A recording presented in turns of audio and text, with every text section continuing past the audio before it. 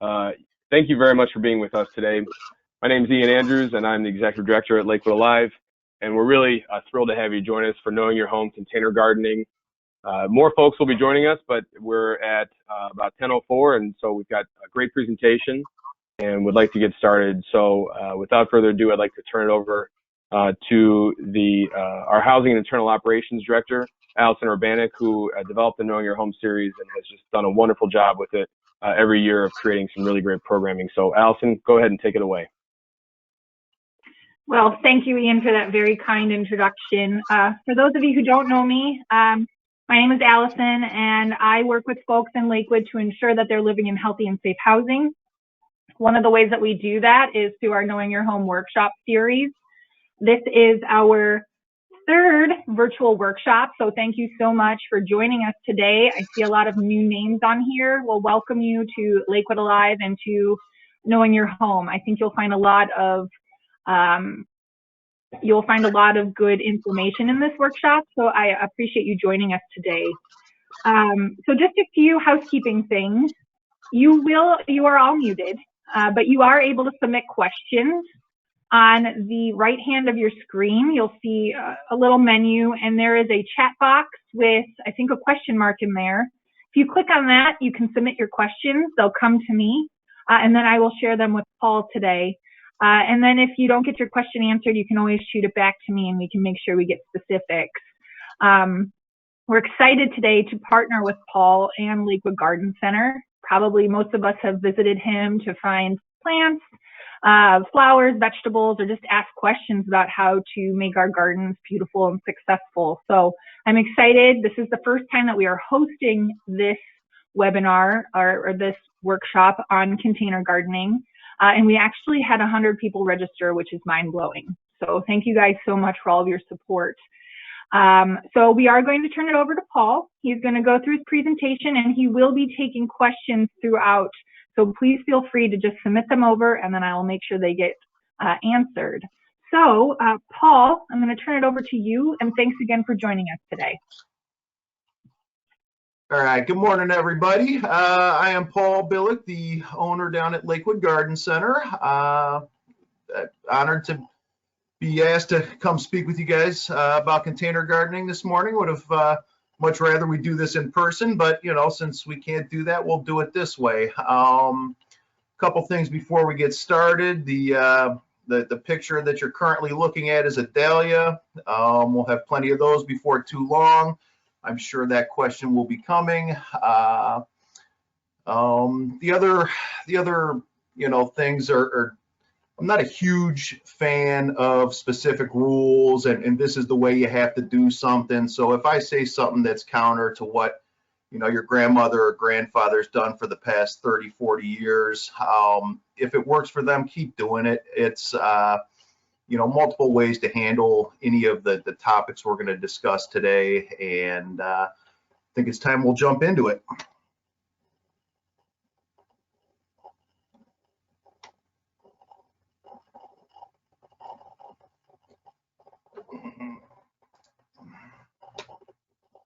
There we go.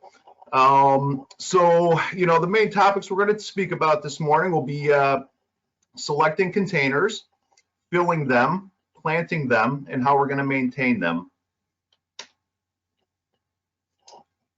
Over the years and my experiences working at garden centers, we've come across some pretty incredible things that people have converted into planters. Everything on the screen will be something that I've planted at one point or another, and anything that can hold soil and has some sort of drainage is a phenomenal container. The slide you're currently looking at is a dumpster that we found in an industrial surplus warehouse, and to me it looked just like a really big pot. We sanded the paint off of it, added the trellis, and drilled some holes in the bottom for drainage, and that's been a wonderful greeting to anybody who's been coming into our store for probably the past 7 to 8 years now.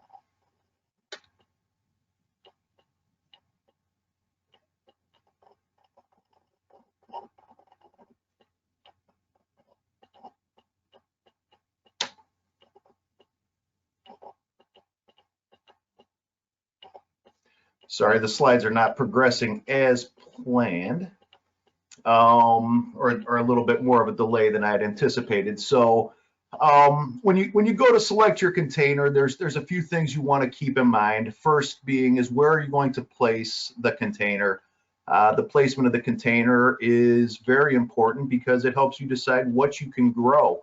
You may want to grow a huge tomato plant in a container, and the container's the right size, and the drainage is adequate, and you've got the best soil. But if you put it in a location that doesn't get adequate sun, you're going to fail to get tomatoes on that plant. There's numerous things to keep in mind in addition to the sunlight.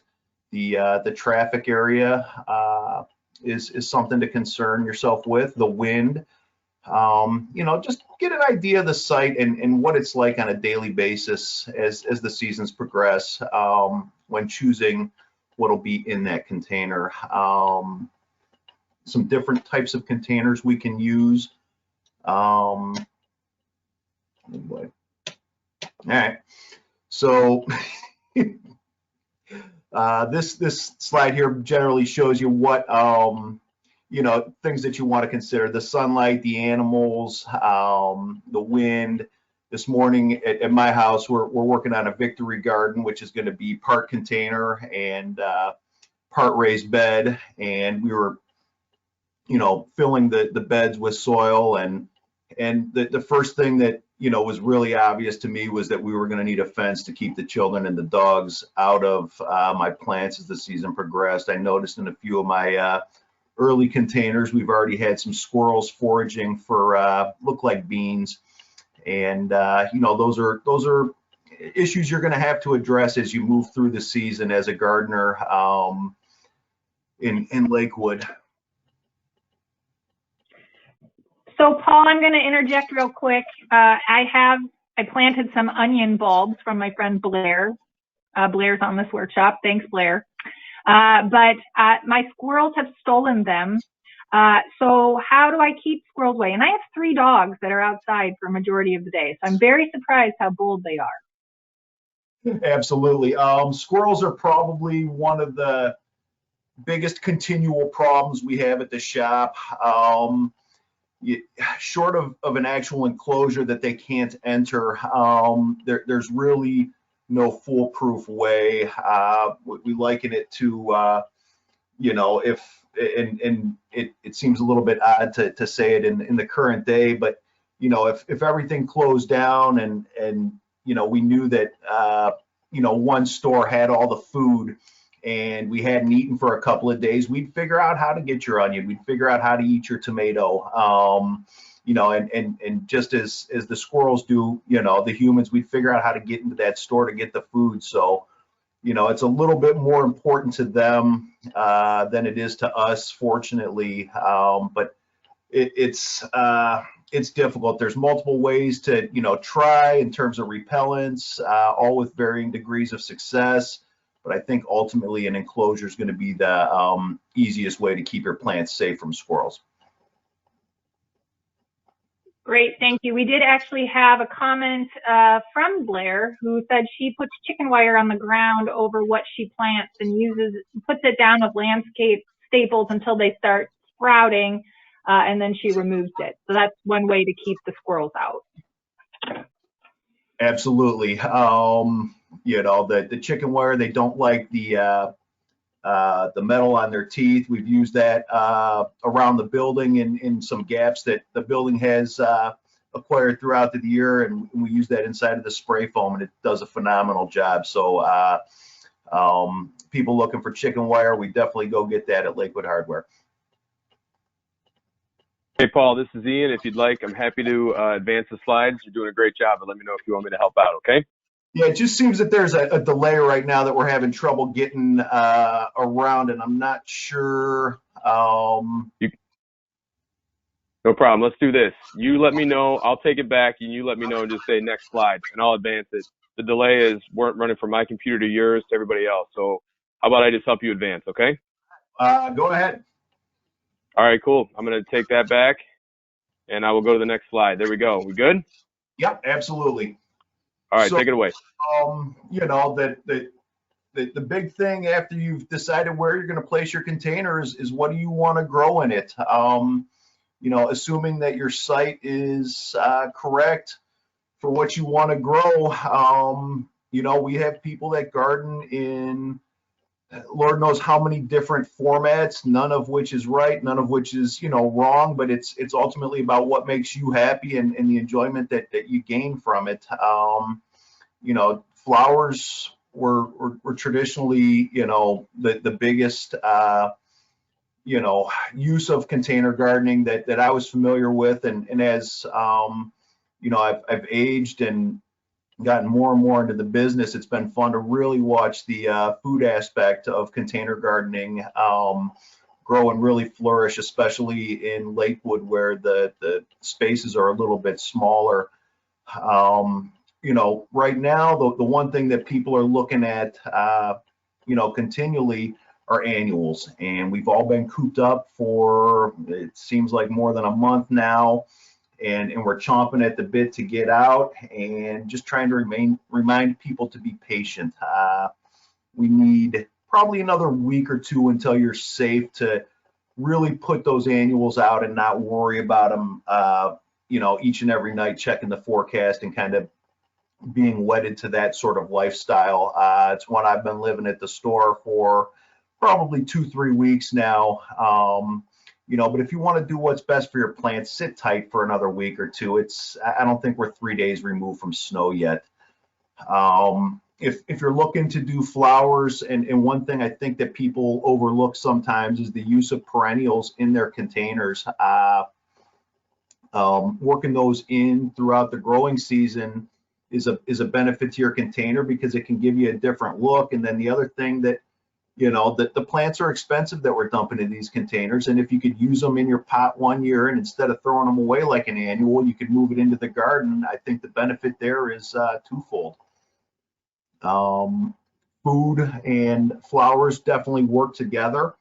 If you decided you were looking to you know, have a tomato in a big container, you know, there's multiple reasons to plant marigolds in terms of attracting pollinators, in terms of repelling, you know, insects and some little critters. It seems like some people have success with the marigolds in chasing away squirrels. Other people come in and tell me that the squirrel dug the marigold up and threw it out of the pot.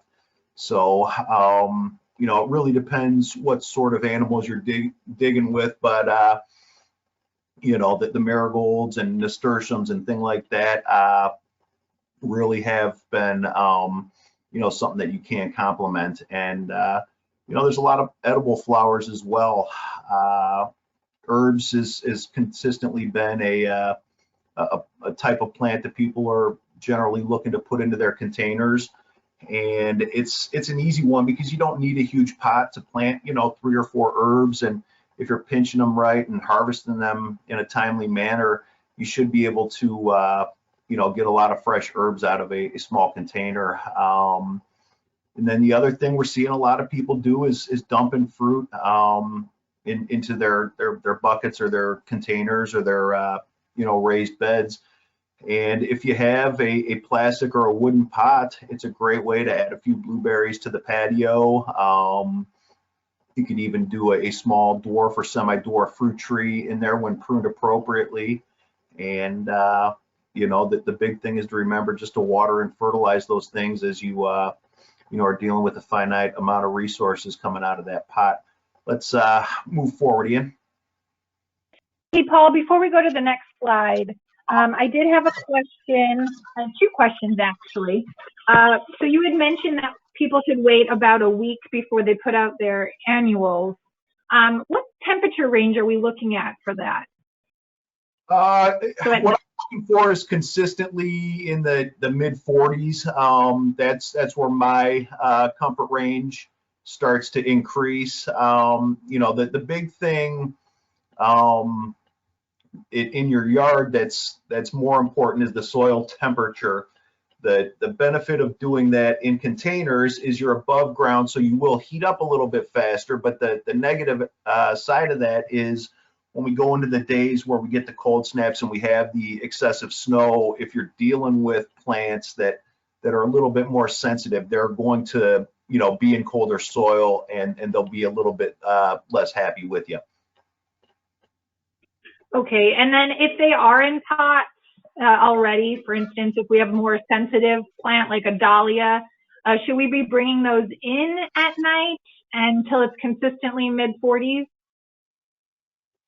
Yeah, that's a tough. That's one of the hardest things I do on a daily basis at the garden center. You know, we do it on carts instead of, you know, moving a pot in for the night. You know, ultimately, I think they're going to be happiest outside if the temperature is correct.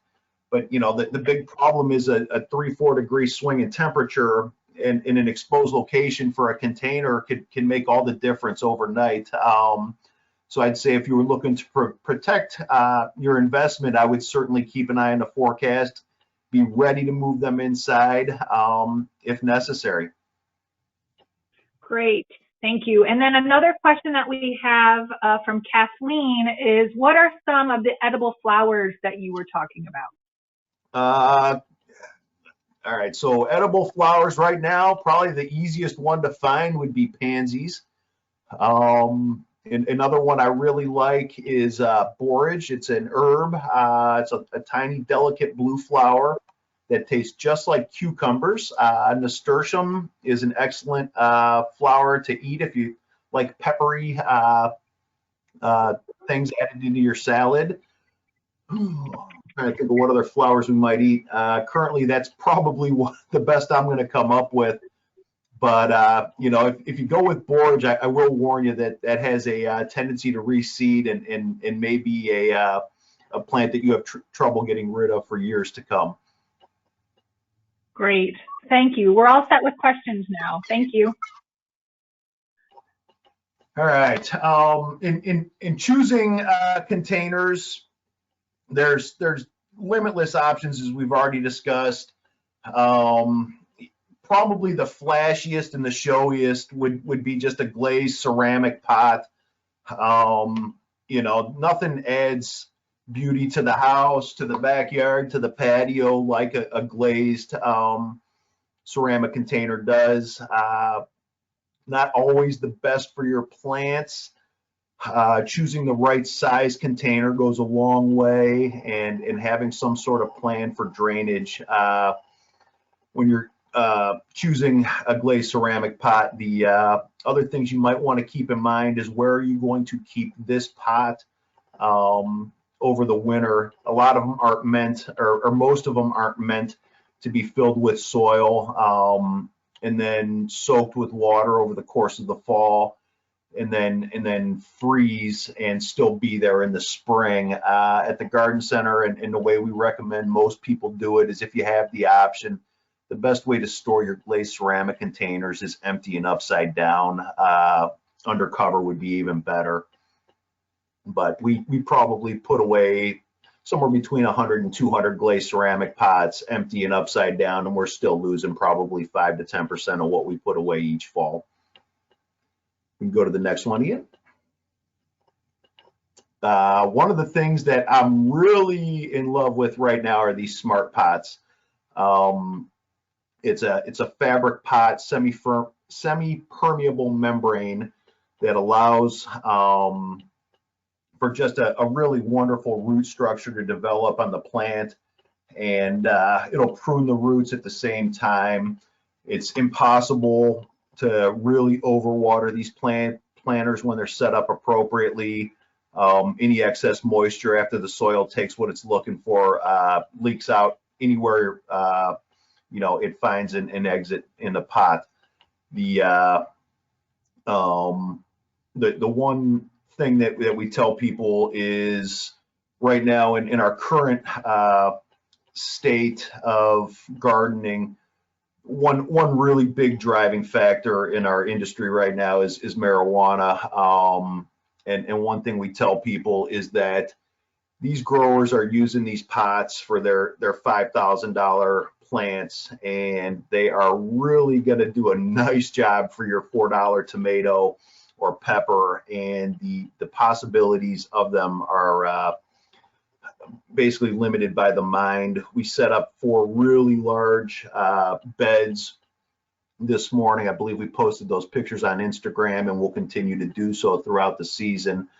But you end up with a root system where the root grows from the plant towards the edge of the container.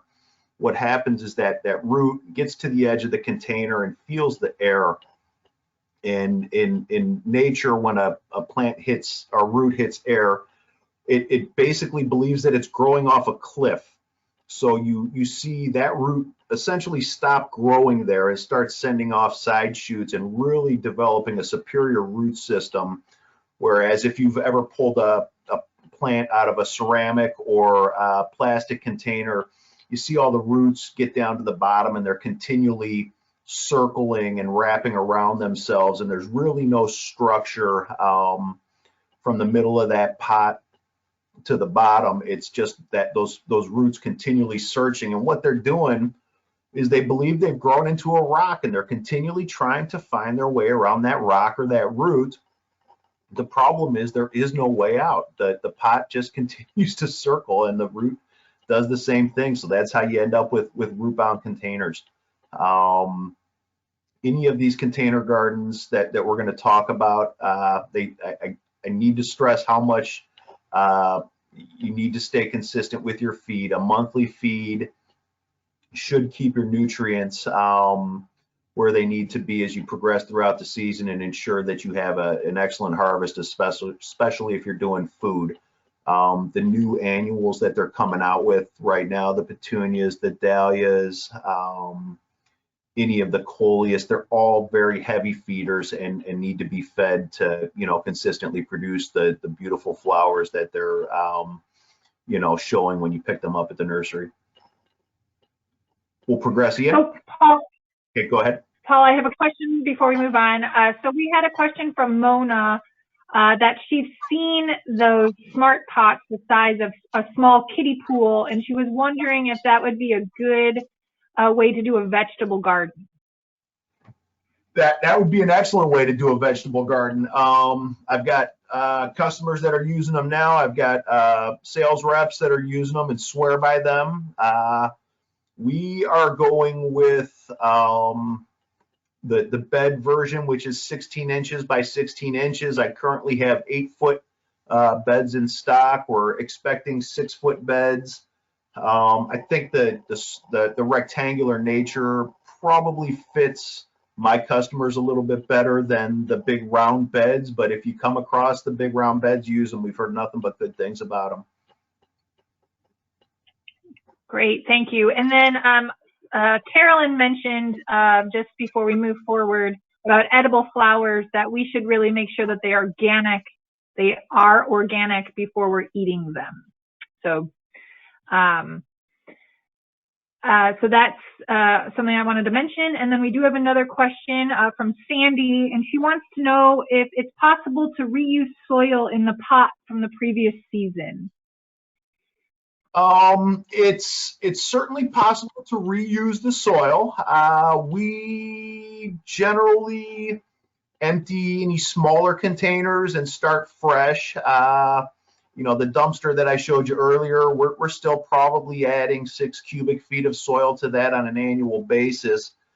But, we certainly don't empty that container each year. As we pull the previous year's plantings out, it brings a lot of soil out. And what we generally suggest to people is if you're dealing with a budget and you want to, extend the life of your soil, replace half of it each year and make sure you supplement with some fertilizer. Great, thank you. We are all set with questions for now. All right. So the next, type of container we'll talk about are wooden ones. I actually constructed this exact raised wooden container last night. I'm thinking we're going to turn that into a cold frame until we get warm, but I'm super excited to get this container planted up. The one benefit you do get from your wooden containers is they don't heat up like a ceramic pot would or a concrete pot. They are a little bit more durable. If you bump it a couple times, it won't crack like a terracotta or a ceramic container would. And you can construct any sort of container, as long as you're using a wood that hasn't been treated with a chemical that puts you at risk. Any lumber you find on a tree lawn, or when you're tearing down something to build something new, save that lumber, build a container out of it. We built tree boxes when we opened the store out of the cheapest lumber I could find. We didn't have really anything in terms of excess money to play with, so we used what we could find. Old pallets are a great resource of lumber, and if you need some, we're loading up and running through pallets heavily at the garden center, and I would assume most retailers that deal with pallets would be happy for you to take them away, provided you ask and you deal with their pallet pile in a respectful manner. And then the other thing that a container such as the one we're looking at here is beneficial for is people who don't have a full complement of physical gifts. Older people may not be able to bend over and pull weeds. I know it's certainly nicer to work at a counter level personally than to get down on my hands and knees and pull weeds for hours. And you still get excellent drainage out of a container like this. It's not going to bog up and fill up with water. It's something you can't see, but there are holes drilled inside of there. And when we plant that, we'll just put a little piece of cardboard over the hole to keep the soil in the container. And then as the roots grow in and grab hold of the soil and keep it there, that cardboard will biodegrade and allow for continued drainage. We can move forward. Okay, now Paul, we've got some questions here. Okay, so the first question is, how exactly would you turn this into a cold frame? How would you tent it or put something on top of it? All right, so what I'm going to do is, if you were dealing with this exact bed, you would see the little caps on the posts, and those just simply screw in. And what those post caps do is they keep the sides of that the bed frame in place. So what I'm going to do is I'm going to unscrew those caps. I'm going to measure the size of the bed and get a piece of plexiglass that covers the entire bed. I'm going to go to Lakewood Hardware. I'm going to talk to Glenn. I'm going to show him the thread on the screw, and I'm going to ask him for a drill bit that can screw the plexiglass, and we'll mount it right there, and we'll use some screws to keep the plexiglass from blowing off. Great, thank you. Okay, and then I have so a couple questions about raised beds. So I'm going to kind of combine them all into one. We have three separate questions. One is, so what are the best types of wood to use to avoid rotting wood? And then if you do use pallets, are those treated lumber? All right, so when I'm looking to build a raised bed, I simply pick up the phone, call Cleveland Lumber, and get cedar. We do suggest people be aware of, the pallets. Most are not treated. We're gonna use some this year to grow herbs, and we're gonna line it with like a weed barrier fabric to keep the soil in.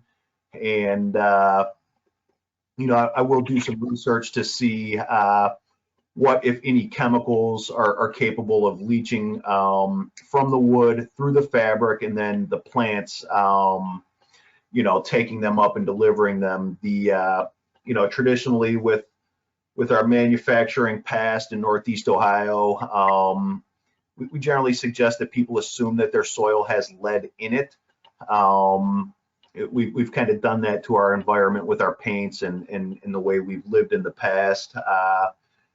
The one thing that is important is you understand what chemicals and what plants deliver those chemicals. The one thing I know with lead-based soils is you want to avoid planting a lot of leafy greens. That the lead translates very well into like a kale plant or a lettuce plant. So coming in with a fresh soil that's not tainted really kind of eliminates that risk. But if you're planting a tomato in a soil, I believe it's almost impossible, for that lead to come out of the soil into the actual tomato that you're going to eat. So, doing your reading and your homework on all this, I think is pretty important. Yeah, and to add on to that, we are getting a few people just making the suggestion. Obviously, don't use treated lumber when you're growing in your garden if you're going to be growing food. But then also there are soil tests that you can do to determine if there's any lead in your soil. You can basically scoop some of your soil into a container and mail it off, and they will test it for you. You may also just want to do a container with fresh soil to grow your vegetables. So kind of along those lines, we have another question from Matthias, and he would like to know, is there something to worry about by growing vegetables in your front yard? Just because cars are coming past. I'm not sure if he's asking in the ground or in a pot, but do we need to worry about any sort of additional pollution? All right, so just backing up a little bit, I'm sorry. I always assume that using treated lumber in a raised bed or a container is a no-no. So I should have been a little bit more clear on that. In terms of gardening in your front yard and what's going past, I think there's always a level of concern. I'm not super concerned about those sort of things happening to my own personal produce. If that was something that you were going to be concerned with, I would suggest that you get it as far away from the road or an idling car in the driveway as possible, and do the best you can for you. I'm not a big worrier about things like that. I like to, we can't avoid all risk, I guess, is the way I look at it. And if you do the best you can from a common sense approach, I think a lot of it's going to take care of itself. Great, thank you. So we do have a question about the smart containers. Do we need to worry about squirrels eating through smart plant containers? I have not had that issue. We, until recently, have always had kind of a cat on duty at the garden center when we were growing this stuff, but she spent her nights inside, and we'd still end up seeing the squirrels destroying, our pumpkins and our squash in the fall. We know the chipmunks were climbing up on the, cherry tomatoes and grabbing a few here or there. So I can't say that I've seen a squirrel go through a smart pot, but, we joke that we don't release untrained squirrels into Lakewood either. So, I guess anything's a possibility. Okay, and then would it be wise to build a lumber protector around the smart pot? So building basically a wooden frame around the smart pot. Is that necessary? I don't see it being anything but beneficial. To construct something that keeps the animals out. I guess ultimately you want to gauge your level of concern with what you're growing.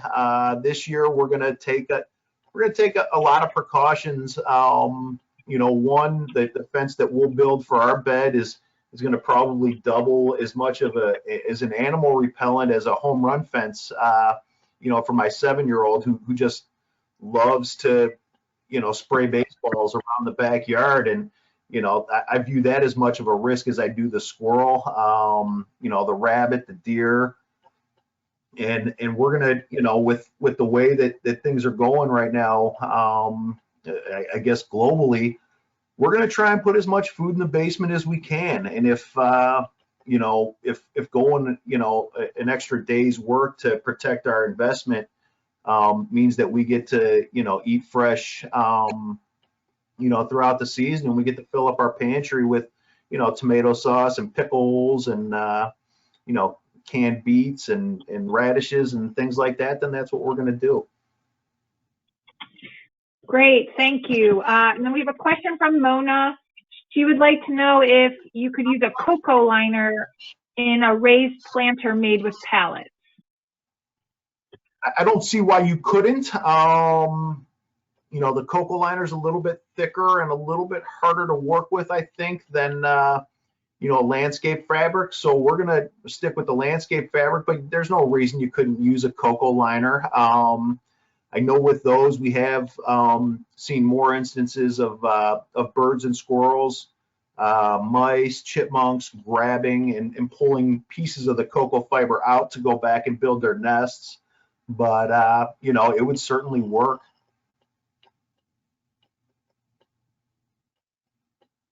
Great, thank you. And then we have another question.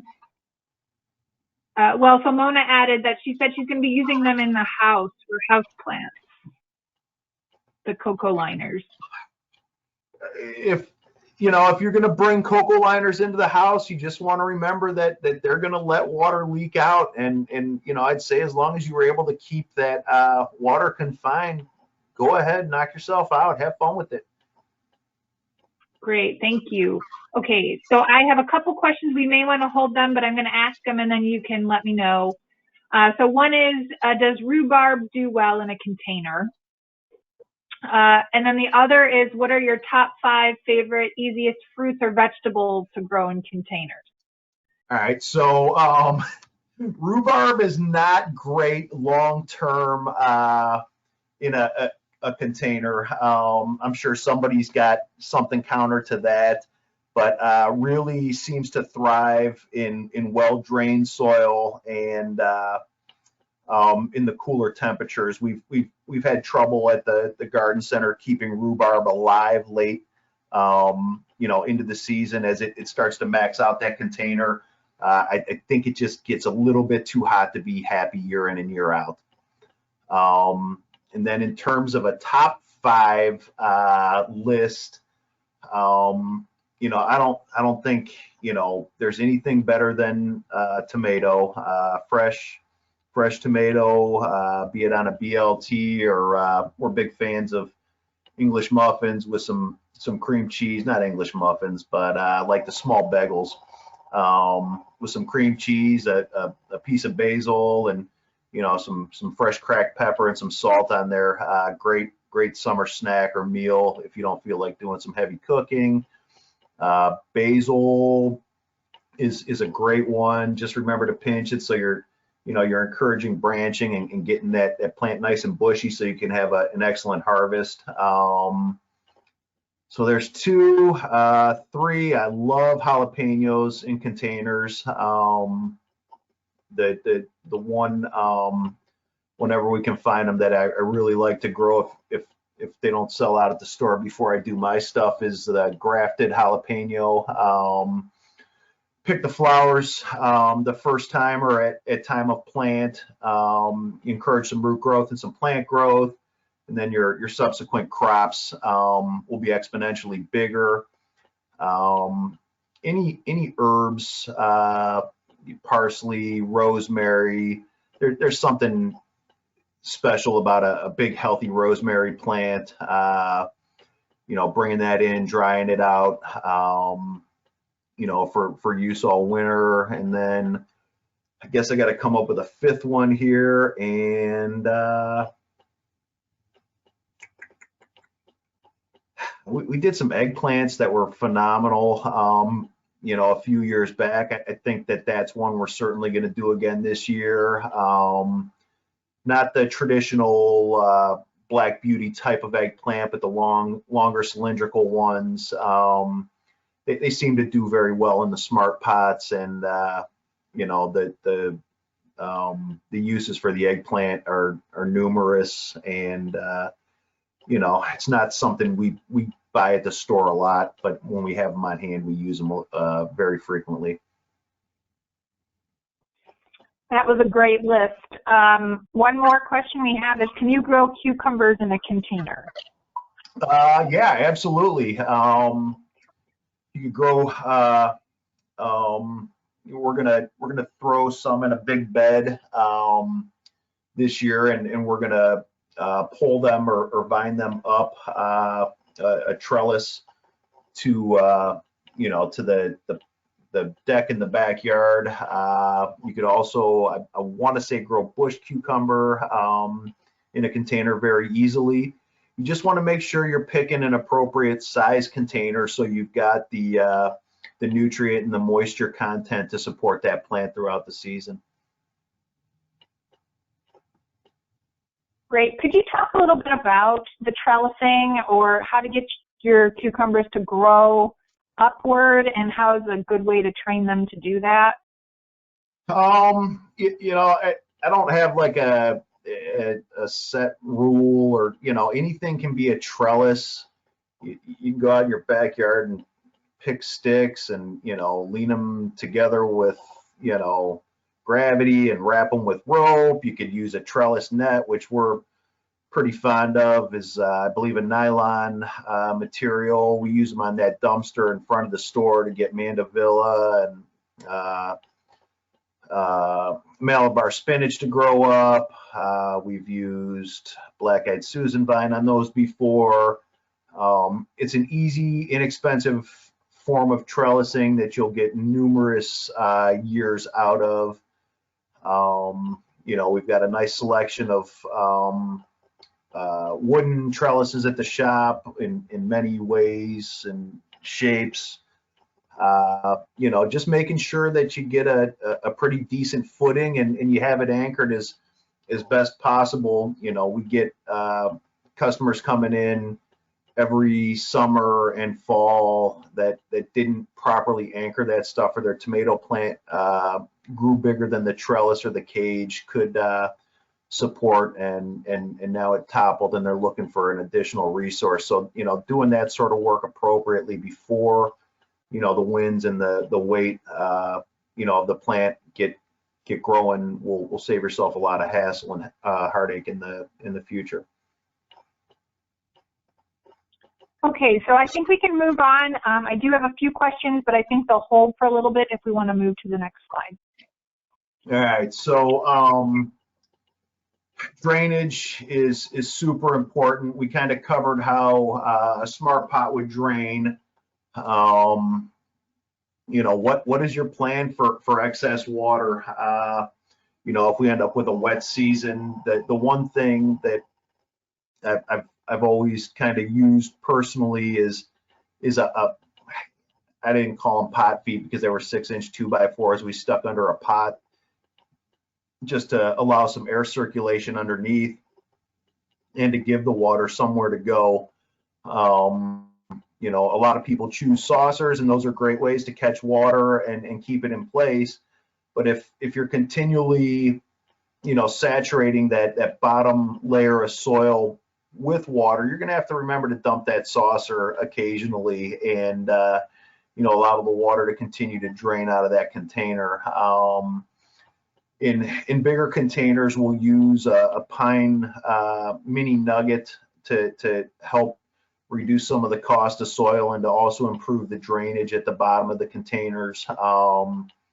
We suggest when you're filling the bottom of your container with some sort of aggregate to, you know, save money on soil and to eat some space and to improve the drainage, that you consider the size of your container and how big the root system of what you're growing in there wants to be. You know, at maturity, a lot of times people are looking to avoid the cost of the soil, and we believe that, you know, they end up doing so at the expense of their plant, as they just did not give the plant the proper soil it needed to reach maturity as the season progressed. You know, but stagnant water on plants is a death sentence. Anybody that works at the garden center knows that one of the things we do after every rain is we go and we make sure all the drain holes on the tables are open and that the water has a place to escape. You know, the root funguses are quick spreading and are pretty devastating if you don't catch them in time. So, you know, you just want to make sure that sitting water is eliminated whenever possible. We can move forward again. You know, the mini bark nugget bag is right there. We try to limit the mulch to when we can use at least a half a bag in a container. And you know, when you're looking at a cubic foot of fill going into a container, you're dealing with a pretty substantial container. And then over on the left, you see the Happy Frog. Kind of has developed a cult following at the store. We call it Jumping Frog. We call it Smiling Toad. You know, numerous nicknames over the years, but it's really a phenomenal soil that has all the nutrients you really need to get started, and you set yourself up well. You know, your plants are going to be much happier. We like to tell people, we use the word bad in the sentence here, that we'd rather see you put bad plants in good soil than put good plants in bad soil. We like to use a different word other than bad, but it's really difficult to you know, turn a good plant and keep it a good plant if you're using soil that doesn't drain, or you're using soil that's deficient in nutrients, or you're using a soil that compacts and, you know, retains moisture. So, you know, really we'd rather see you put your money into a good bag of soil. You know, it's not to say that you can't mix your own if you've got your own compost pile and your own earthworm castings, but, you know, really make sure you've got some nutritious stuff in there. And we try to avoid, you know, a lot of synthetic fertilizers going into your containers, especially if that's stuff you're going to eat, you know, down the road. So good soil, good foundation for your plants should, you know, be half the battle to getting yourself good looking container gardens. So Paul, we have a question. What is the best soil for large raised beds, 4x8, versus small containers, 5 gallons or less? All right, so you know, if we're looking best, I'm, you know, going to use that Happy Frog if we're not dealing with a budget. You know, a 4x8 raised bed that's, you know, a foot deep, so you're 32 square feet. By the time you add the foot deep, you're 32 cubic feet. You're now looking at you know, 16 bags of the Happy Frog. It's not the cheapest soil, you know, but if you're not dealing with budget concerns, it's going to be a great way to go. You know, we look at what everybody's kind of doing and thinking as they're, you know, looking at you know, unemployment or stretching their dollar because they don't know how much longer they're going to have their job. We're going to help you figure out how to put the money most effectively into the soil. Sometimes, you know, if you're willing to mix your own, we can get you a little bit cheaper. You know, we recommend and use Co's supply over on 112th. You know, for big projects, and you know, I'll simply just mix my own when I don't have a surplus of Happy Frog on hand, or, you know, I don't feel like dumping, you know, I'm trying to, you know, a couple $100 worth of potting soil into the beds. Not to say that we won't, but you know, if you could use a yard of soil and then, you know, maybe 5 bags of the Happy Frog, you'll still come up with a phenomenal mix. You know, and you'll still have a little bit of money in your pocket when you're done. We'd rather see you, you know, spend your money on the plants as long as you're putting them in good soil and, if that's necessary, we'll gladly hand you the number, to go get the soil elsewhere. Great. So thank you for that. So another question we have from Michelle is, can you explain your process of filling a pot? Do you put rocks in first, then soil, then mini nuggets, or nuggets, then soil? So what's a good layering of a pot look like? All right. So first thing we do when we're filling the pot is we'll take, little squares of cardboard, and we'll plug the holes just to make sure that the soil's not escaping. If it's a container that, we generally think is, 3 cubic feet or larger, we'll add, a cubic foot of the pine mini nuggets at the bottom of that container and top it off with the Happy Frog. I'm not a big fan of rocks. I find rocks are a lot harder to get rid of. They're a lot heavier, but they also do essentially the same thing as the mini nugget would do in allowing for water to escape, and get out of the container. Could I haven't priced out gravel in a long time. Could be more expensive than the mini nuggets. One thing we suggest, and we do consistently at the store, is if we've got a surplus of old terracotta pots or terracotta pots that are broken, we'll send you home with a few of those, tell you to, toss them into a cloth bag and, work out some of your day's aggression with a hammer on those pots, and you could use that at the bottom of the container. We've got customers that, they'll put packing peanuts in a plastic bag and, use that as a way to eat space in the bottom of their containers. But, for what we're doing, we're going to go with the mini nuggets and the Happy Frog. That's great. Thank you. I have another question about kind of the layering. So a person makes their own compost. Is it better to top dress or to mix into existing soil? And if you mix, how deep?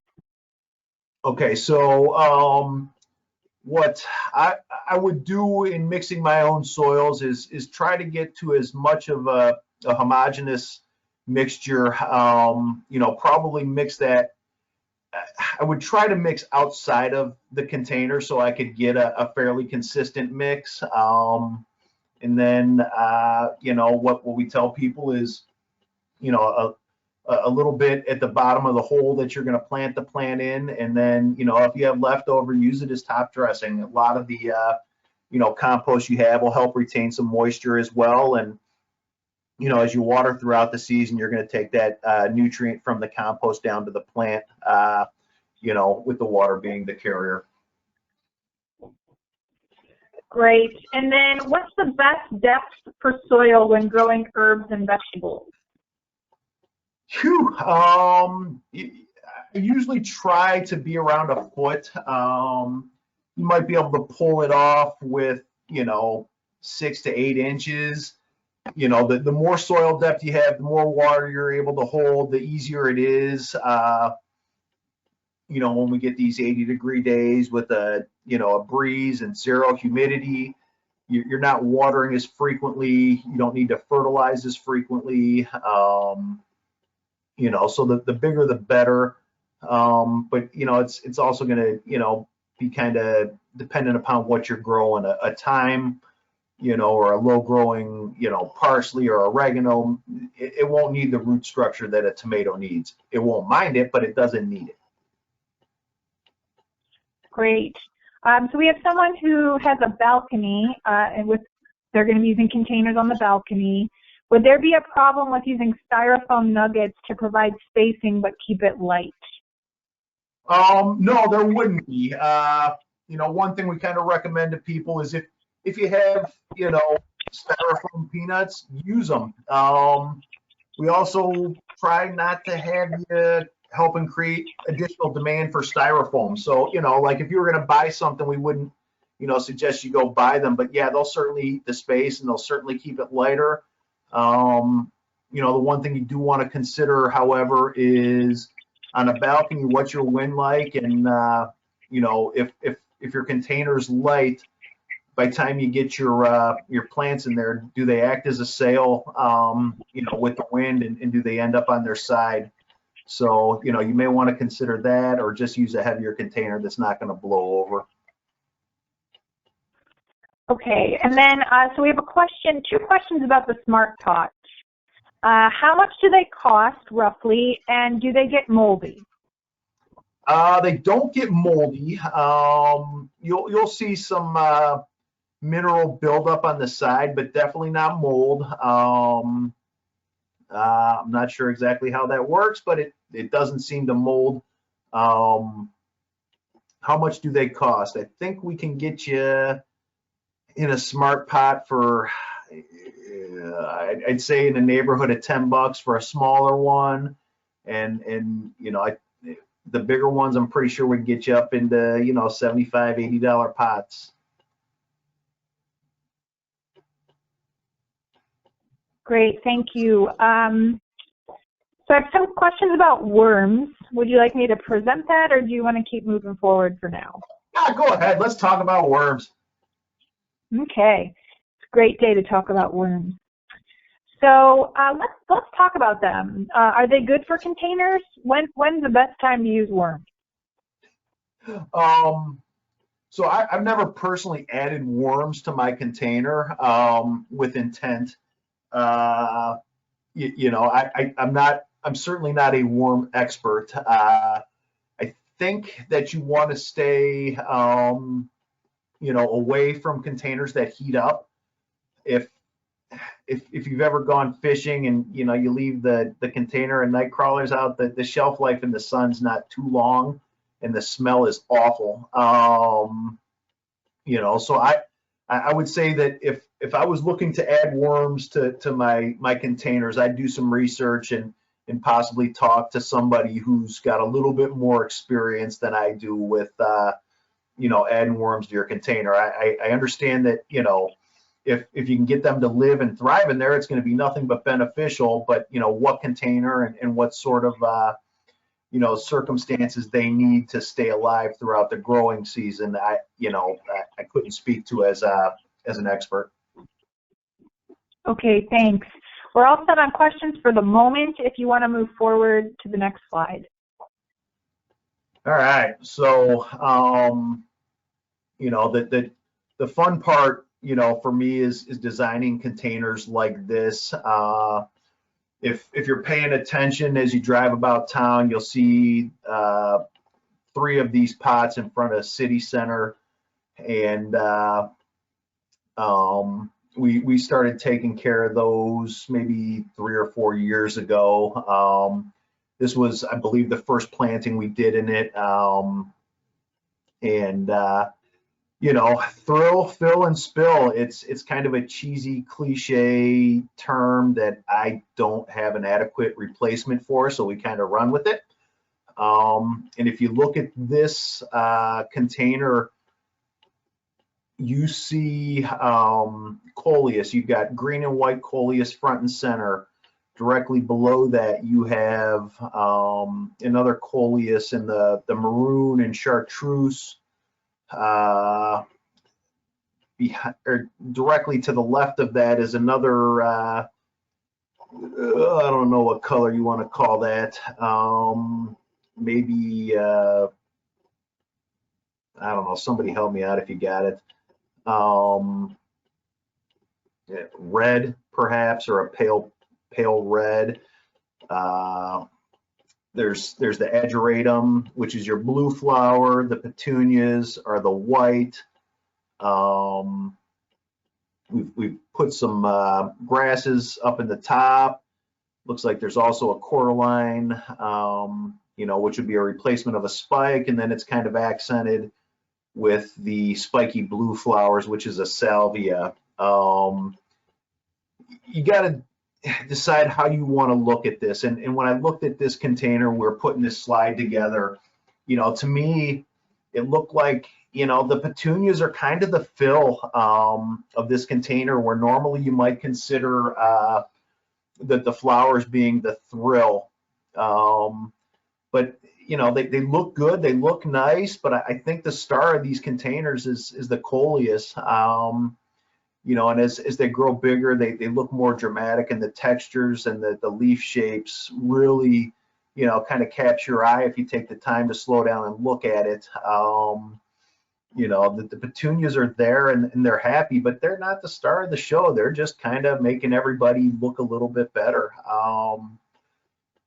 Down at the left-hand corner of that container with a yellow flower on one of them, you'll see Creeping Jenny. Lysimachia is the botanical name there, but that's such an easy one that we're just really using a lot of. Has the same color as that chartreuse sweet potato vine that a lot of people are very fond of. A little bit more of a tolerant plant to cold temperatures, and it'll take the wind a little bit better than the sweet potato vine will, especially in the early stages of the growing season. So that's going to be your spill. And, as the season progresses, everything kind of, can be multi-purpose, but you really want to remember to pinch these containers and encourage branching and keep lush, fresh growth coming throughout the growing season, and feed, or feeding these containers on a monthly basis. Usually we'll plant with, the Happy Frog soil. We use a compost extract as a starter. It's called Great Big Plants. Kind of helps reduce some of the shock, replenishes some micronutrients that the plants need, and then if necessary, we'll supplement the fertilizer as needed. But you're going to have, and actually, it's a good point. If you look, you'll notice it's kind of a two-tiered bed, and you can see the black fabric of the Smart Pot that's holding up the green and white coleus and the cordyline and the grass up in that second tier. So what we did with that is we simply took the Smart Pot, we cut the bottom of it out, and created a raised bed inside of those pots. I've been tripping over the beds and the stakes that we use when we put those in for the summer plantings, but it certainly allows those plants to thrive throughout the growing season, and really gives those beds some added depth and makes them look really good from the street. So that's basically your thrill, fill, and spill. I'd have to imagine you got a question or two on that, Allison. Yes, well, I'm going to be a little selfish here and ask my own question. So, Paul, I come in every year, I get my coleus, they go in my front pots. So they always sprout some flowers, and I don't know if I'm supposed to leave them, or when I'm pinching, I pinch off those flowers. What's the best way for me to get beautiful looking coleus like in that picture? We pinch flowers until we see the branching structure and the size of the plant going where we want. It'll be a little bit easier to show you how to do that towards the end.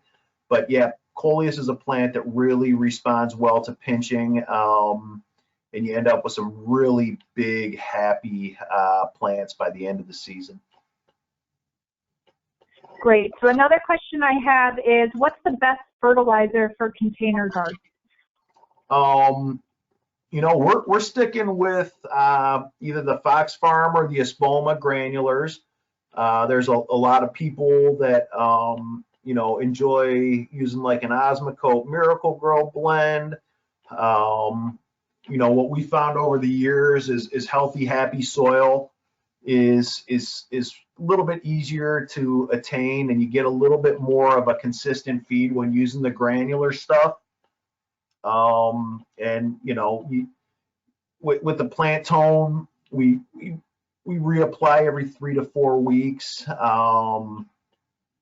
and we don't have much of an issue in terms of soil fertility or anything there. If you end up in a pickle, I understand where you go with a water soluble, but it's just not a a methodology we subscribe to, whatever.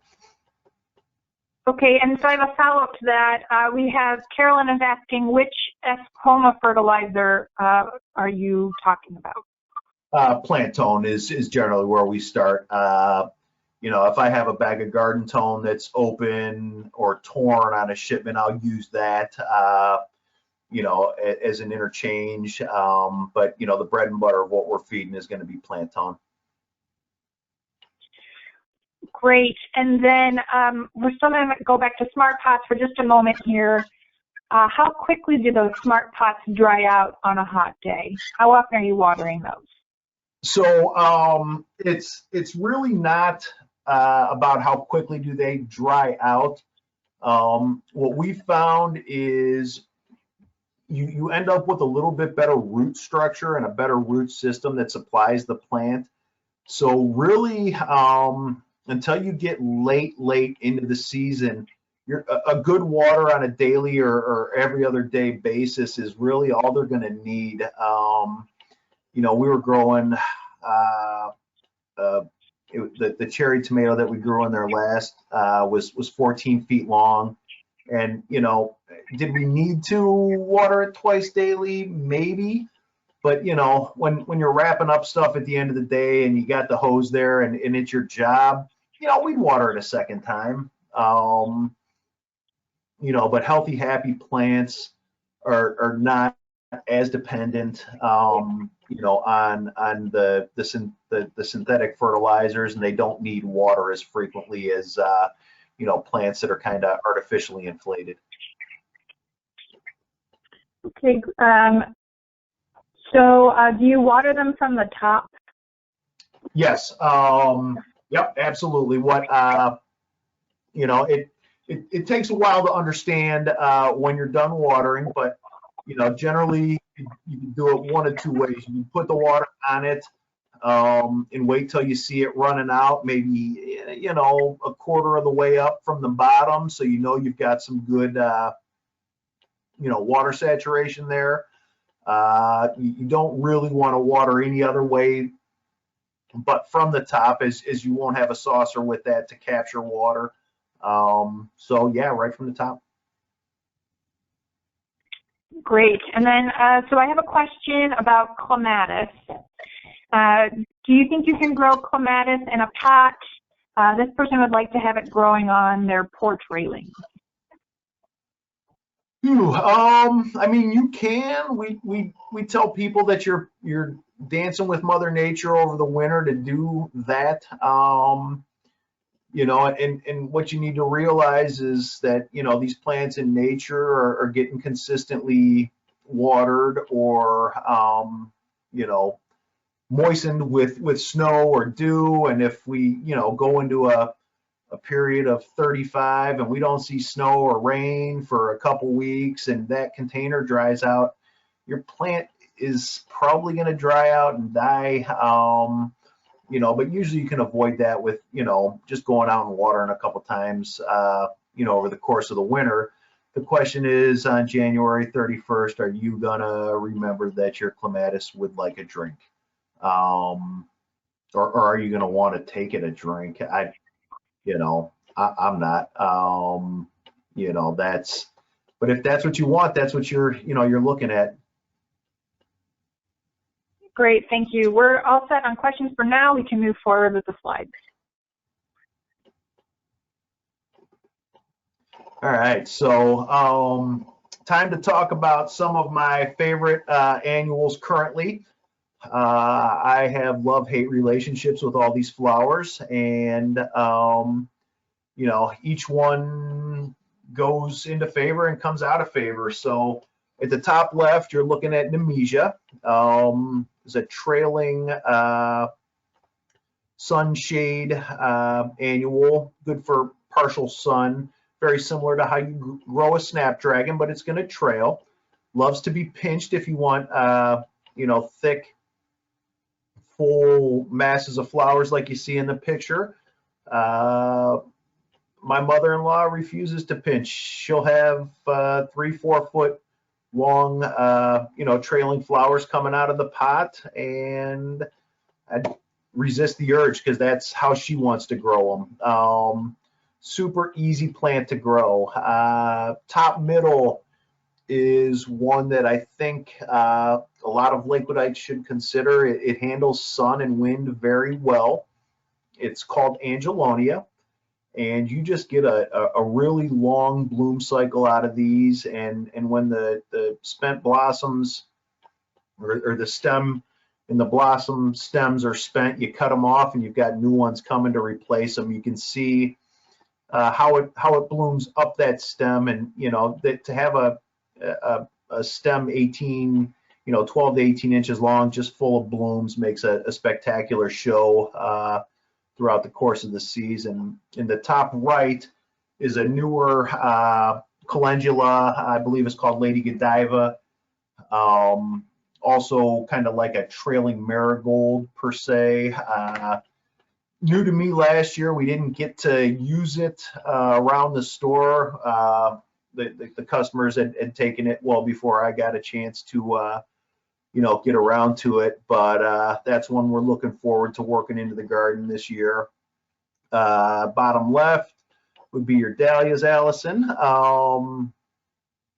They're just striking and gorgeous when they're in bloom. You want to stay on a consistent feed schedule with those, as well as the I want to say that's a cherry mandeville. Petunia in the middle. To achieve that pattern and the consistent flowering of those petunias, you need to consistently feed them. I didn't find a great picture to use, but there's some polka dot petunias right now where the main petals would be purple or pink, and then they'd have a white dot.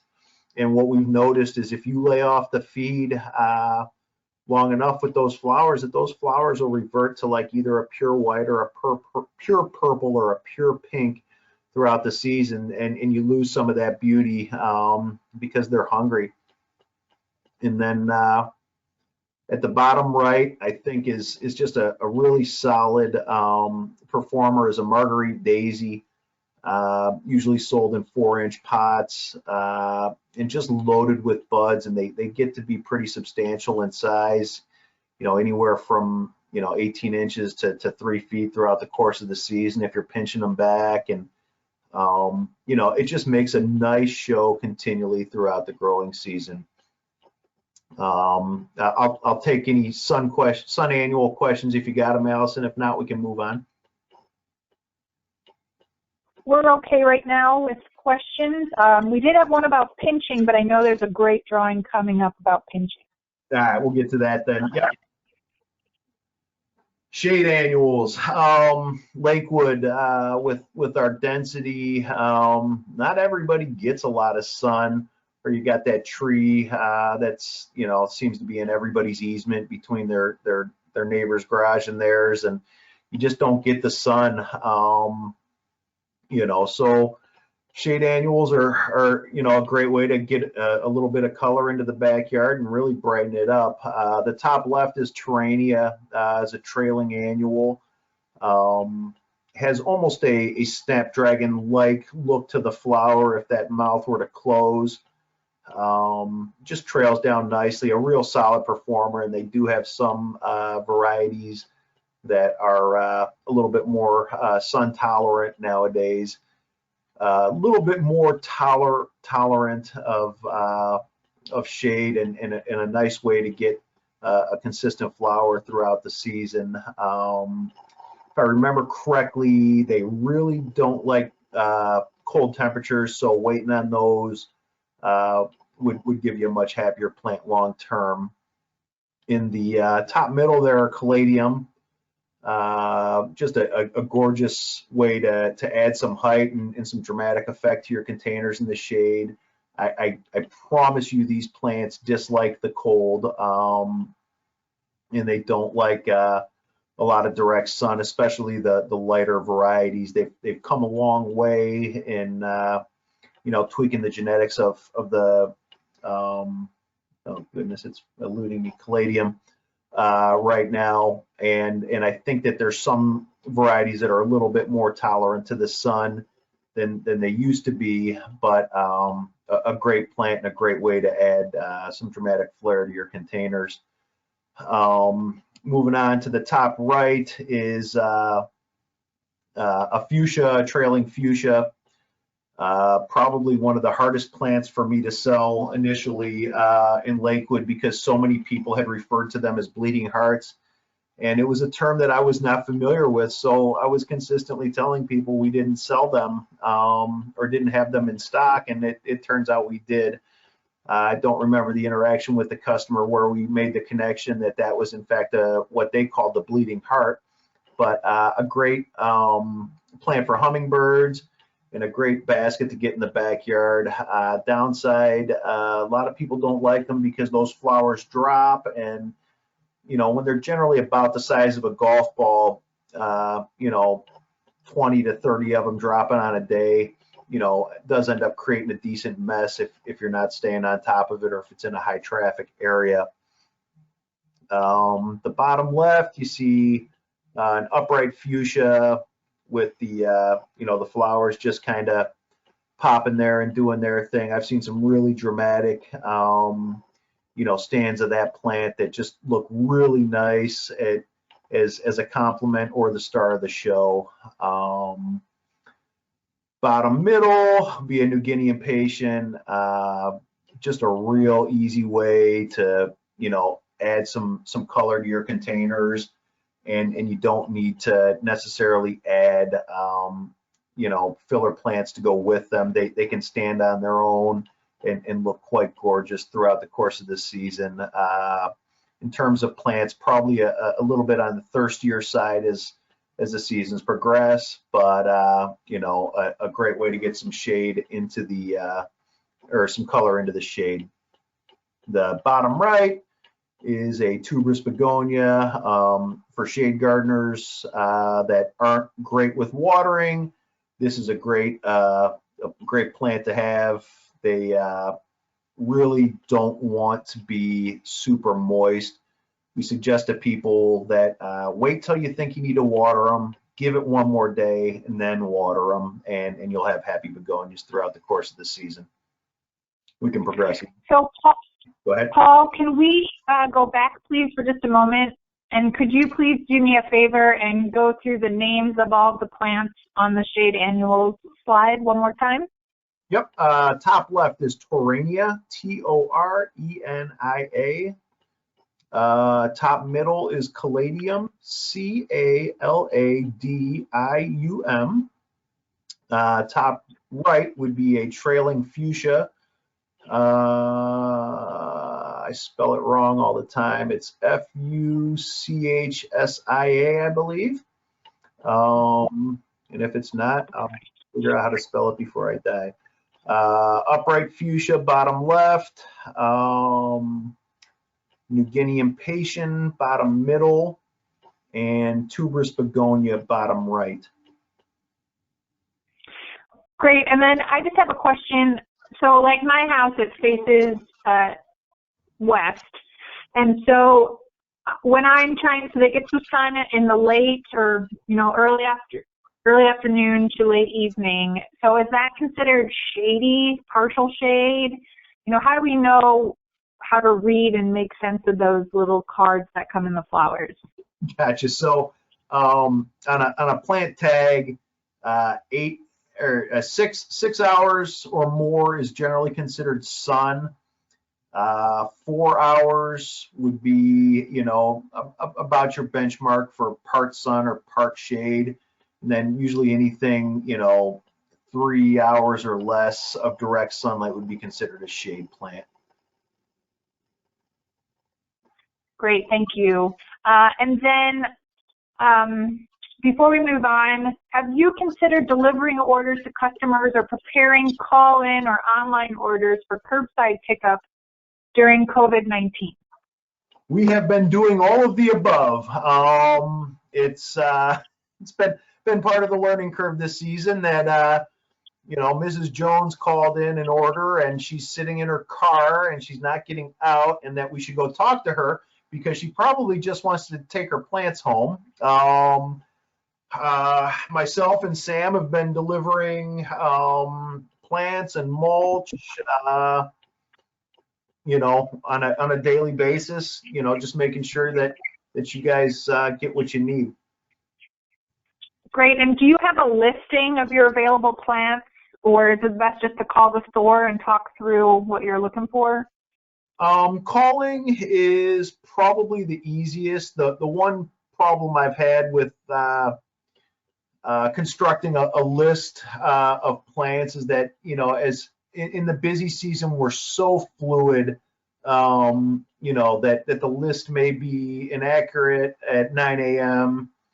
You know, it's accurate again at 1 p.m. and it's inaccurate again by 6 p.m. So we're trying just to, you know, much easier to talk to people about it. We've been, you know, I'll take the phone, I'll talk to you, and I'll shop the stores. If you were walking, I'll tell you exactly what we got going on, and do it the best we can. As you know, the weather gets nicer and people are calling more and more. Leave us a message. We will take a name and number. We will call you back. Sometimes it takes me, you know, 4 or 5 hours to get back to the bottom of that list, but you know, I assure you we will get back with you. Great, Paul. We have a suggestion from an attendee that maybe once we kind of get into the swing of things, if you wanted to go Facebook Live or make a video every morning showing what options you have available, or maybe not every day, but just to let people know what you have in stock, that might be helpful too. Yeah, we fully intend on,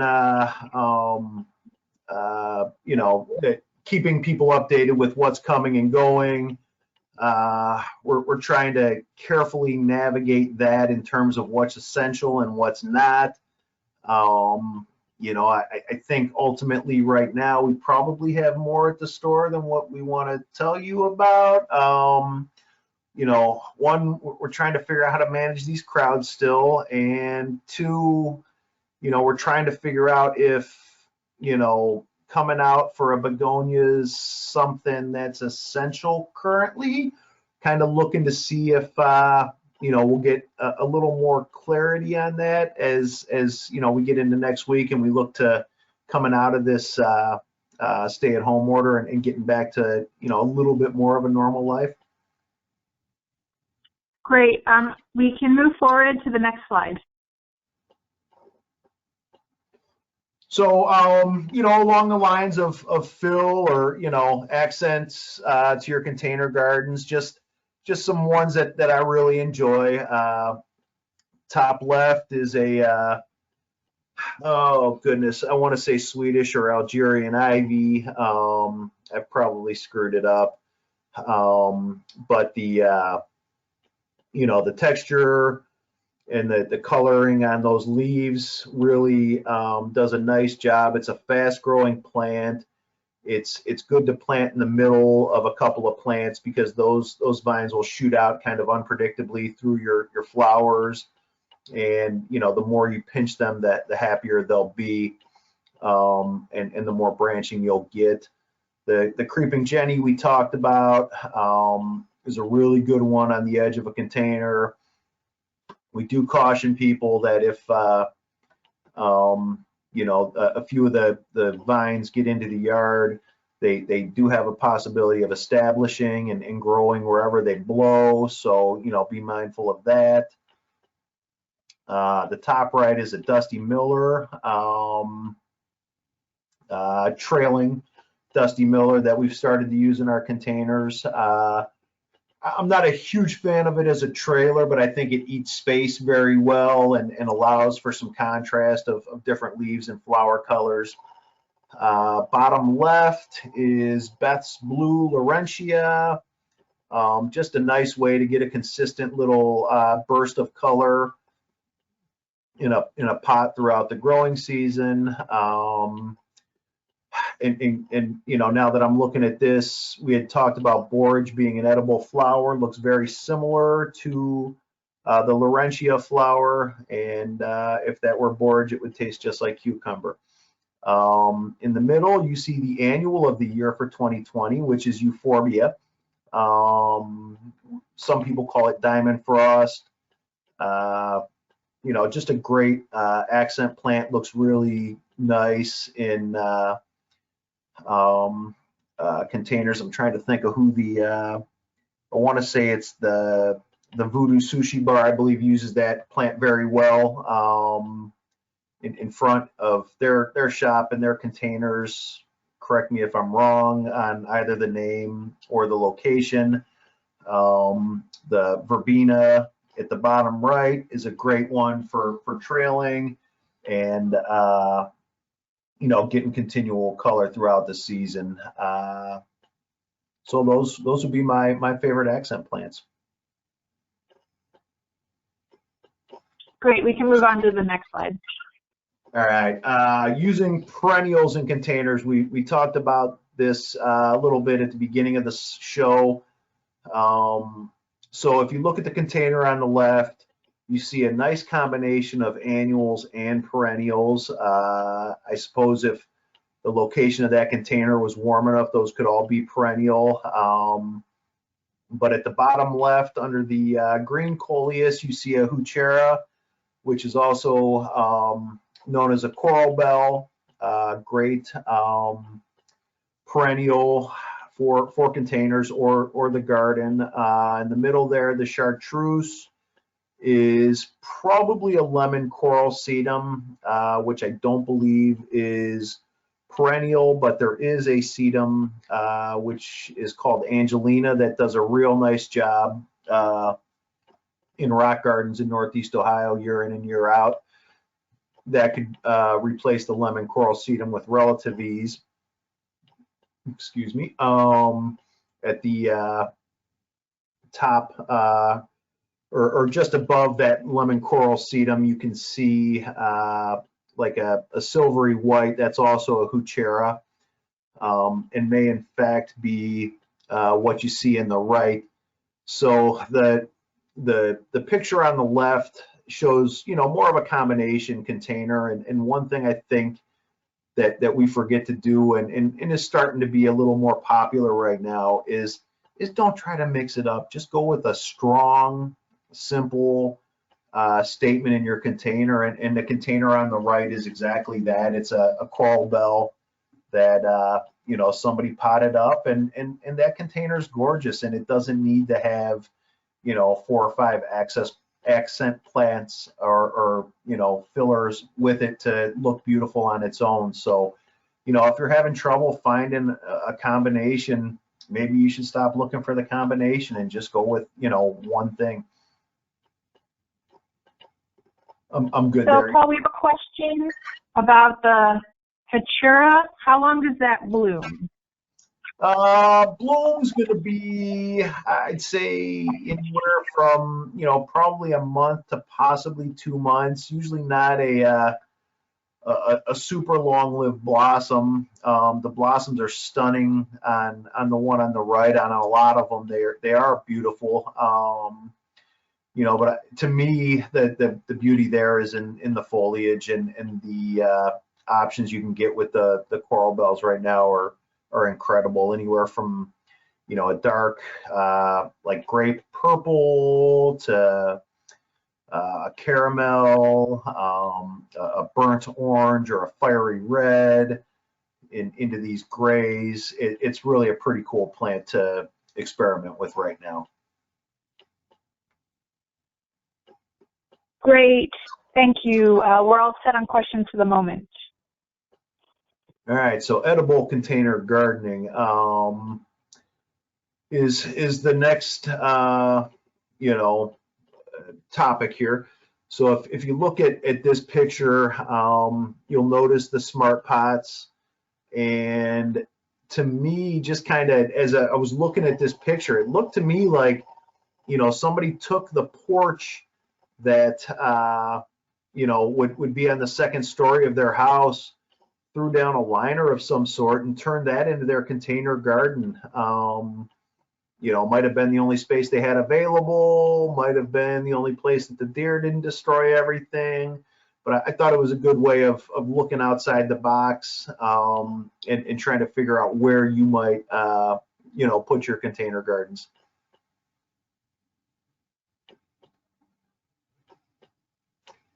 One of my favorite charts here is what we're looking at, and I don't know.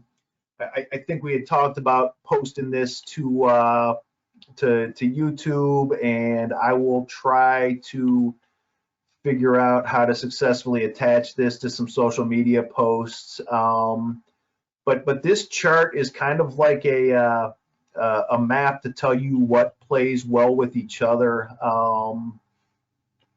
So if we started on the top and, we look at cucumbers per se, you can see that, a cucumber is happy planted with basil. It's happy planted with beans. It's going to be happy, looks like, with brassicas, a few root vegetables, carrots, corn, dill. Trying to make sure I'm staying on the same page as I talk. But what it's not happy with is, you don't want to plant your cucumbers in the same as your potatoes. You don't want to plant it with sage. I thought tomatoes and cukes didn't play well. Maybe I'm mistaken, or maybe my chart's a little bit off.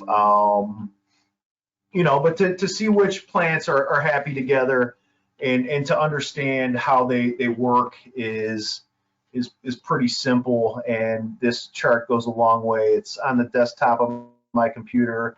We always have it kind of printed out and ready to go if somebody needs it. So if you stop in, this afternoon or in the coming days, ask for a copy of it. If I've got them, I'll hand you one, and if you have a little bit of patience, we'll print you one up. So we can move through that. Paul, we're going to send a link out to that in the chat, so everyone will also have a link to it as well. Sounds good. Goes a long way. And this is just an option, or showing how you can, maximize some space in your garden. You've got the tomato in the center there, being the main crop, the parsley on the sides.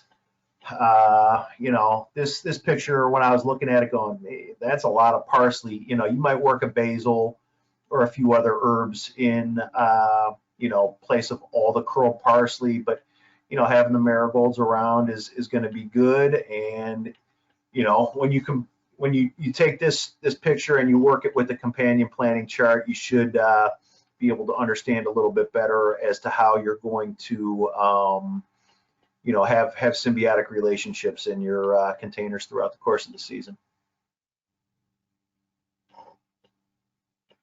There we go. Feed.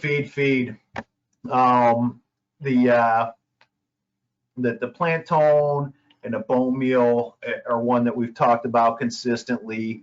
I've been working with a representative and a couple of reps about switching and trying out some new fertilizers, and we've been pretty pleased with anything that the folks over at Fox Farm do. And this year we're going to get into the Happy Frog fertilizers, and what we generally suggest to people as we move through the season is to continue to feed. And you can see on the left, either with the all-purpose Happy Frog or the plant tone, to stick with those on a 3 to 4 week basis. They'll feed continually. The bags will tell you for 4 weeks. I like to apply every 3 weeks to make sure that, we're not having a lull on nutrients.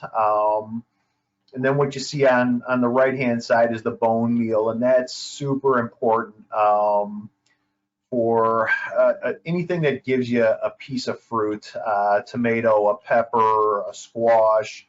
It would be similar to you or I having a glass of milk on a daily basis to ensure that we have, strong bones. And in a tomato, or a pepper, they need that for one fruit set, just to ensure that the flowers are capable of producing the fruit.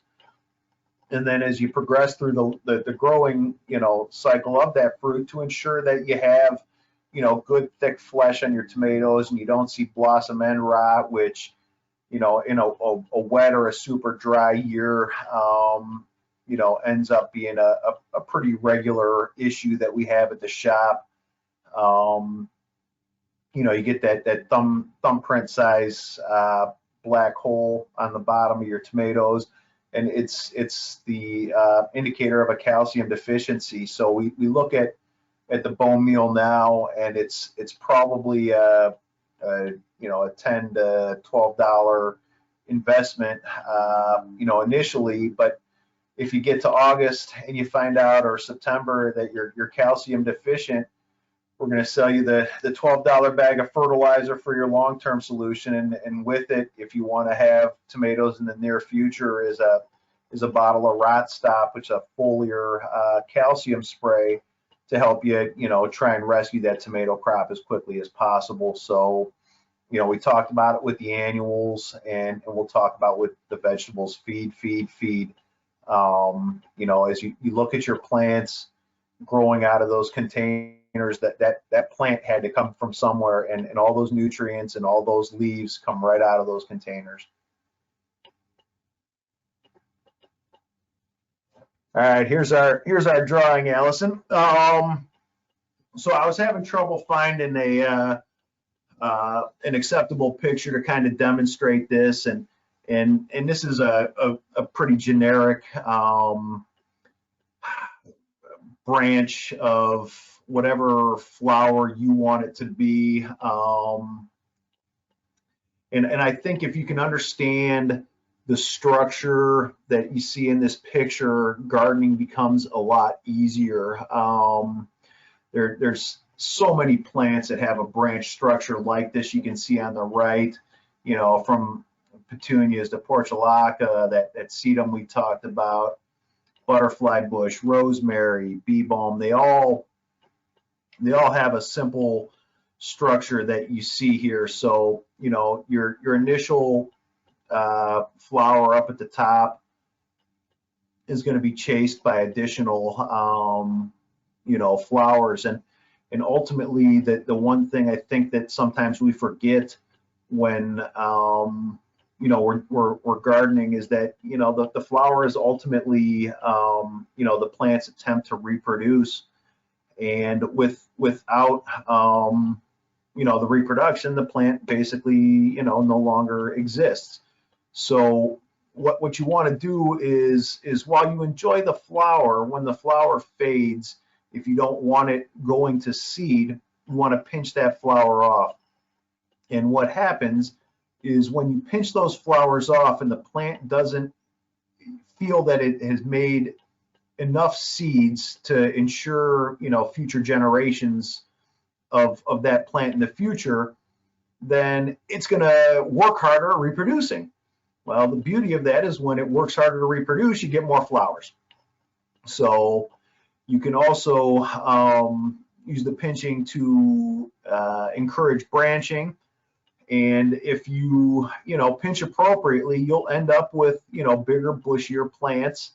And it's something that, to me is kind of second nature. But if you really look at your plants as they grow, in a lot of plants, you're going to see a structure like this, and you should be able to pinch appropriately. Under the shorter yellow arrow, you'll see, where the new set of flowers is coming from. So if you took off the 3, basically what you'd end up doing is putting the energy that's going into those seeds into the 2 little, flower buds and those short branches. And those would be the ones that thrive, and that would be your next set of beautiful flowers. So, pinching is something that has become kind of an obsession to me. I might be pinching the flowers in a container at a hotel or a wedding, and sometimes they just need it and I can't help myself. But really understanding how to pinch will help you have much happier flowers, shrubs, trees, any of the above.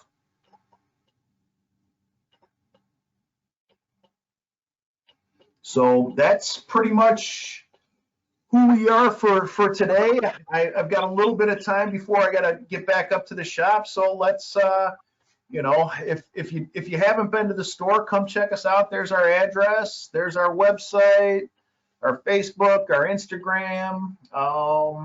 We're trying to stay on top of this stuff as much as possible. Right now, it's very difficult for us to interact with you on Facebook or Instagram.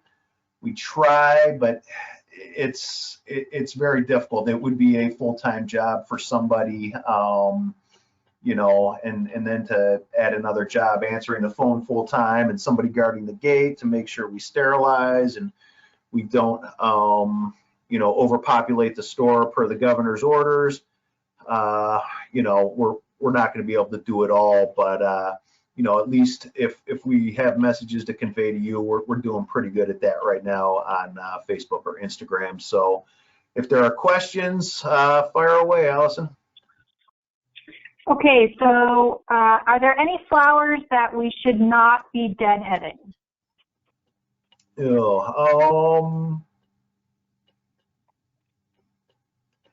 I guess the flowers you wouldn't want to deadhead would be the ones that are producing seeds for wildlife.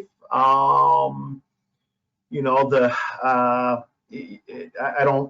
not sure you'd want to deadhead a milkweed right now as we struggle with our monarch butterfly population. It's a good question. I think other than promoting habitat for wildlife, I'd probably be pinching flowers pretty regularly. I'm sure I missed something there, and if somebody's got the correction, please offer it. I'd be game to hear it. Okay, and then what's the difference between part sun and part shade? I don't think there's a huge difference between part sun and part shade. I'd say part sun's probably a little bit closer to 4 hours, where part shade would be 2 to 3 hours of direct sun. Great. And then are your plants pesticide free? I can't say that my plants are pesticide free. The way we look at this is smart. Effective gardening can take place with pesticides. We try to not apply any pesticides on a daily basis, but I would struggle to hear how using a food grade diatomaceous earth would be detrimental to either the end user or the plant itself. We are neonicotinoid free. We're not using pesticides that are going to disorient bees as they come into the store. A lot of my growers currently are maintaining hives to encourage pollination on their plants. But what we generally look at is probably every bit as appropriate right now is there's a time and a place for everything. And, we try to be as organic as possible at all times. But we also, understand that there's a time and a place for a fungicide. There's a time and a place for a pesticide, and that understanding the ones you're using is probably the biggest key. I don't think pesticide's a dirty word, when used appropriately. But you do want to have some knowledge of what you're spraying and when you're spraying it. So we have a shout out for your Mulberry Creek herbs at Lakewood Garden Center that are all organic. So shout out to those. Absolutely. What type of light do tomatoes grow best with? Tomatoes, I'd say you're looking for a minimum 6 hours of direct sun. Ideally, you'd have 8+ hours of direct sun. But if you're, 4 hours of direct sun on a daily basis and you want to give it a go, try some of the smaller tomatoes and see if you might be able to pull that off. Great. And so now we have 2 questions left. If anyone has a last minute question, make sure you get those in. And they're both about indoor plants. So what plants are great to have year round indoors? And then if you do get some of those small pesky flies, how do you get rid of those? All right. So I am in no way, shape, or form an indoor plant expert. Some of the basics that, if I was bringing plants into my house that I would start with would be like a coleus, a pothos, if you can stand the mess. Boston ferns are great house plants, spider plants, wandering Jews. The succulents are great to have indoors if you can find the right balance of heat and sun for them and keeping them away from drafty windows. The one part of being in Lakewood that's pretty cool is we have Lakewood Plant Company, which deals in almost exclusively in indoor plants.